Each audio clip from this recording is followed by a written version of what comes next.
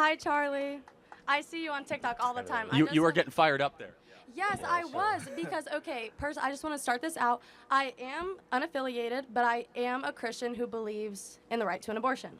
Okay. And a lot of the things that you were talking about with her, I really had a lot of answers for that. So the reason I actually wrote this down on a notebook, of course, I was prepared.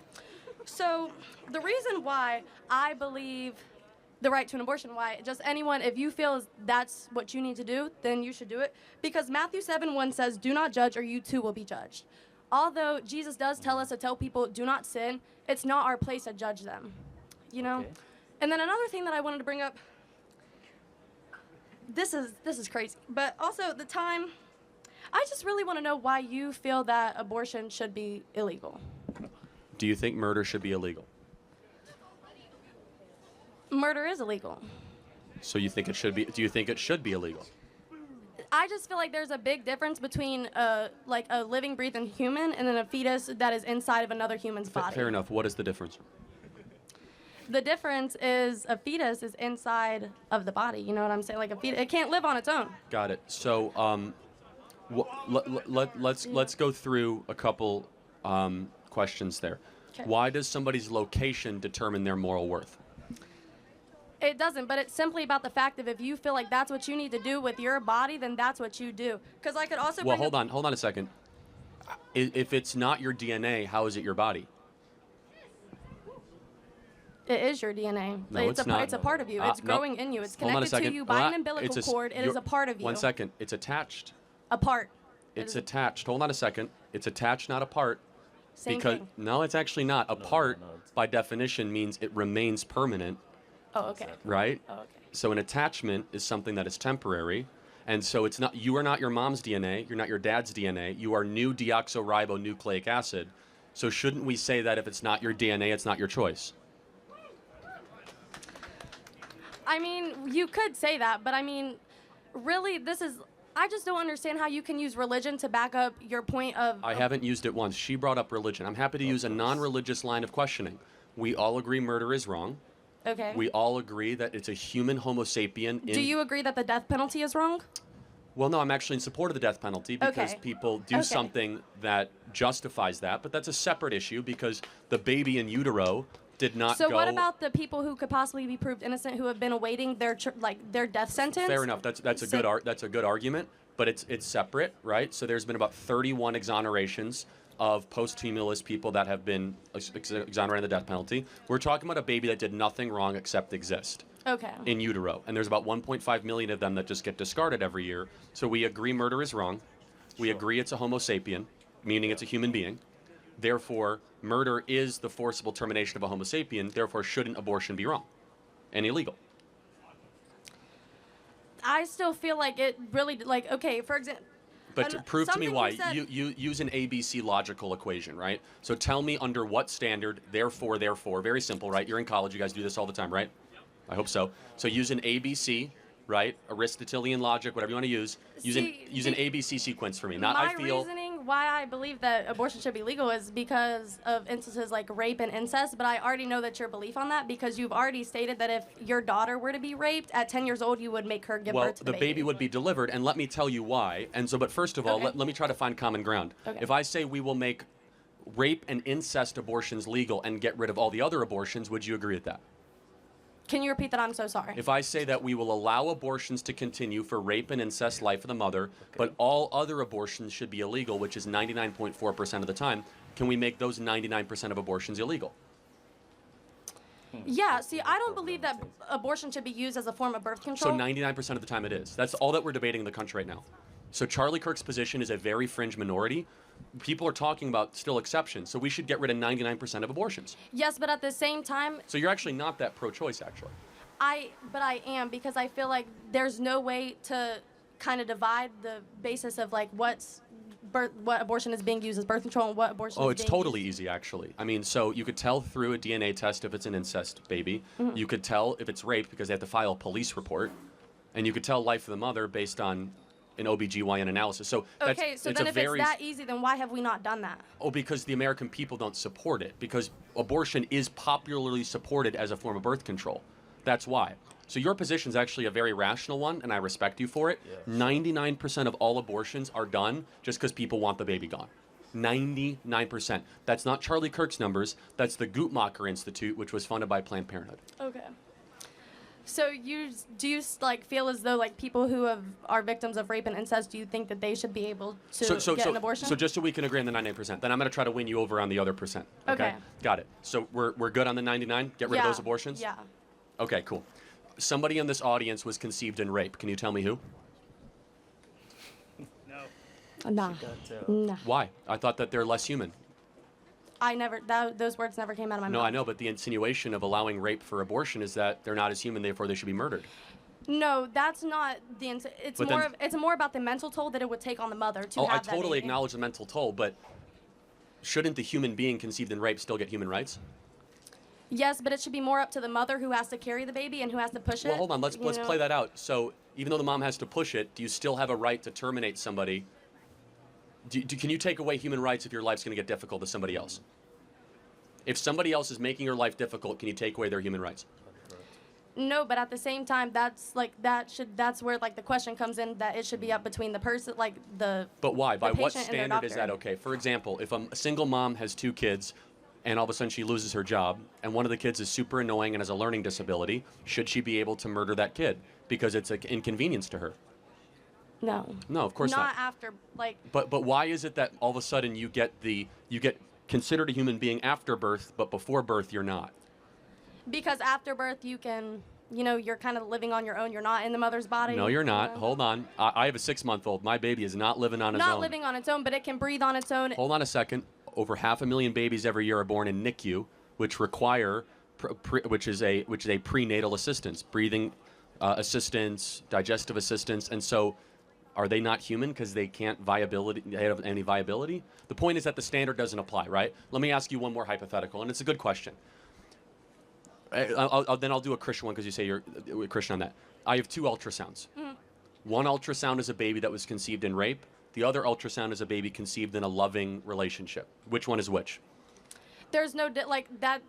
There's like no I've difference. said You're right. times, there's no difference in the physical appearance of it, but the complete difference is the mental toll that it would take on the mother and the person who has to carry the baby for 9 months. Hold on. Let's be clear. There's a mental toll when you have an abortion too. So it's not as if it's a get out of jail card. I completely understand that. So it's a tough, difficult, horrible situation. Yeah. But shouldn't we be that the worst outcome after an evil is to just murder the being?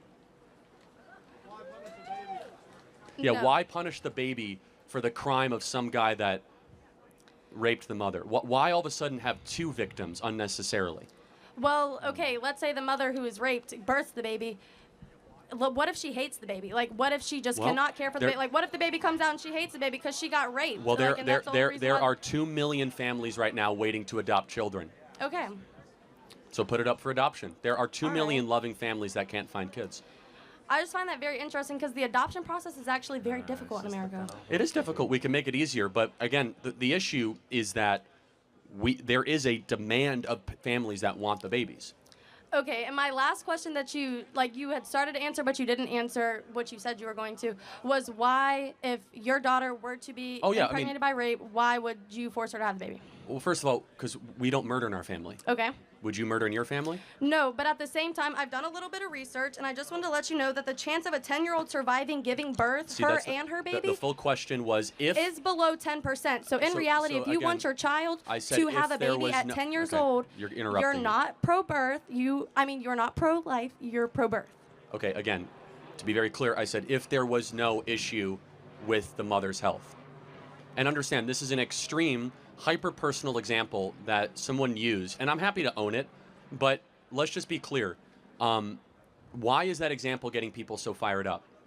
Because it's easy to say that you can murder a baby if it's small and that it's just, quote-unquote, a clump of cells. No, I think that one instance got people so fired up because the age of your daughter and just because of the likelihood that she would survive and the baby would survive. No, my answer was that if there were no medical complications. So you don't even remember the full answer.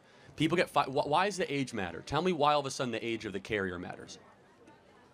Because that improves the infant mortality rate. Like No, the older you are, the more likely you are to be able to carry a baby to term. No, I know, but the younger you again, are, I said, the higher the infant no, and mother mortality rate goes. I said with no other medical issues though. But why? I'm curious though. Because with why, age comes medical issues with birth. I said with no other medical issues though. So you have to understand the preface there. I want to understand though. Maybe you can help me understand why the women of America are so enthusiastic about the right to be able to kill preborn babies. What is the help me understand? I think it's more of just the ability to be able to do what you feel is necessary Bingo. for your I think body. that's right. It's narcissism. I think you're totally right. It is weaponized medical narcissism. I'm in charge of the world. No, I'm in charge of my body. Not in charge of the world, but of my body. Makes sense. So even though it's not your body and it's a different body in you, I'm the most important thing in the world. And that makes sense because you just connected the dots. We have the most narcissistic female generation in history, and abortion is the culmination in that. Thank you for connecting the dots. Thank you. Thank you. The truth about it is, even after the debate, she tends not to believe with Charlie Kirk.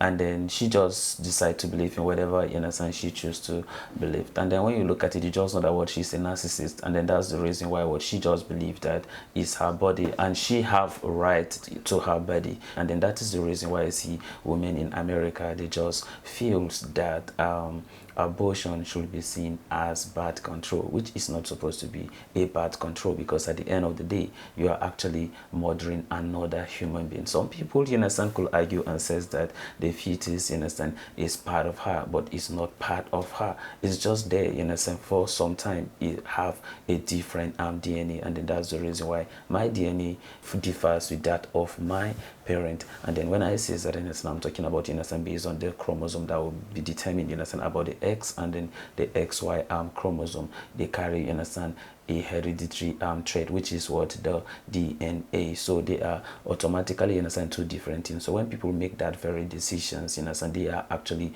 murdering another human being, both consciously and unconsciously. And then that is the reason why we are trying to call their attention and says that what you are doing is wrong, what you are doing is murder. And just like how the lady, you understand, making reference, you understand, with the book of Matthew, talking about Jesus saying that we should not judge, but then at the same vein, she forgot that the Bible says that the word of God is given for correction, for rebuke in all righteousness. But then how can you rebuke someone without judging them? How can you correct someone without judging them? Is because what God has given us, innocent, that very ability to be able to do so. And then that's why it says, innocent, in the word that whatever that is bound here on earth is also bound in heaven. So Jesus never came to condemn the word of the prophet, and that's why he says, you know, in the book of Matthew chapter 5 from verse 17, he says that that he did not come to condemn the word of the prophet, but even a dot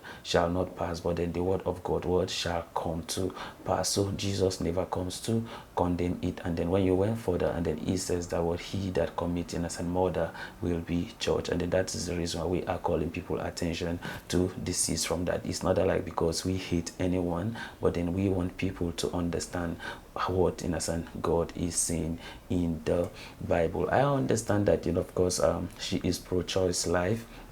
And some of these women, you understand, are making a lot of innocent mistakes, innocent, interpreting some of these things by seeing abortion as birth control. So after listening to this video, I hope and I believe that maybe probably this can be able to like help to educate, innocent, some people who were listening, innocent, to Charlie, and then also my own contribution. And then all that we are trying to say is that abortion should not be seen as birth control, but it's actually a murder. And then since we are being, innocent, taught based on the Christian, innocent, principle for people to know that whatever they may be doing, that is actually, innocent, murder. And then when you murder, and then therefore you can be called to judgment. And then that is why we are here, innocent, to remind people to desist, innocent, from it. And of course, I know that a lot of you have their own opinion, innocent, concerning this, and I wanted to drop it at the comment section, and may God bless you as you do so. So this is the end of our video. If you like my reaction, you like, share, and subscribe. And if you have any video